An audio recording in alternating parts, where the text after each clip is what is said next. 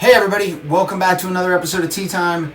This week, I'm talking about Granny's 12 gauge. Granny's 12 gauge was Morgantown's Appalachian rock and roll machine. These guys were around from the late 90s to early 2000s-ish. They had a couple of shirts that they put out over the years. Only one that I have, which is a reprint, but I'm glad they made a reprint a couple of years back and I was able to get one. Granny's 12 gauge 4-piece rock and roll. My buddy Donnie on guitar, Rodney on drums, Jeff on bass, and Cap on lead vocals and guitar. Really good stuff. If you're looking for anything that's fueled by some moonshine or some whiskey, Granny's 12 gauge will get you where you need to go. They put out a couple of good albums over the years. They put out a self-titled album back in '97, and then they also put out in 2000, they put out their second and last album, Tales of High Decibel Desolation. I highly suggest that you search these things out on the internet and find them.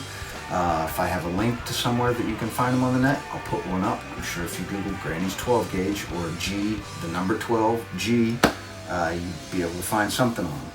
So anyway, getting into it. There's the only shirt that I have from Granny's 12 gauge, which is definitely a design that I've always loved.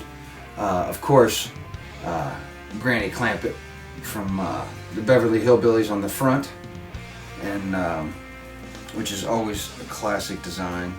And in the back, Granny's 12 gauge with your G12G. Simple, effective, does the job.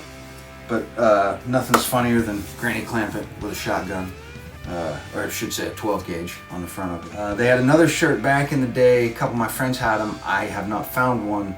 I remember they had brown shirts, which is Granny's 12 gauge, and yellow across the front of them, I believe. That was the only other shirt that I knew that they had besides this one. So, Morgantown misses Granny's 12 gauge. I wish they would do something. But those guys have gone on to do other things.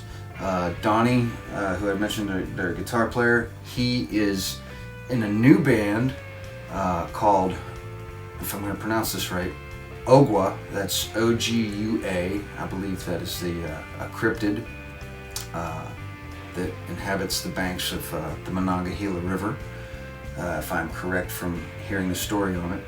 But it's Donnie on guitar, Jeff from Capsule and the Menthol Kings and the Darbies, a bunch of other old bands from Morgantown's heyday of the underground and the dry house.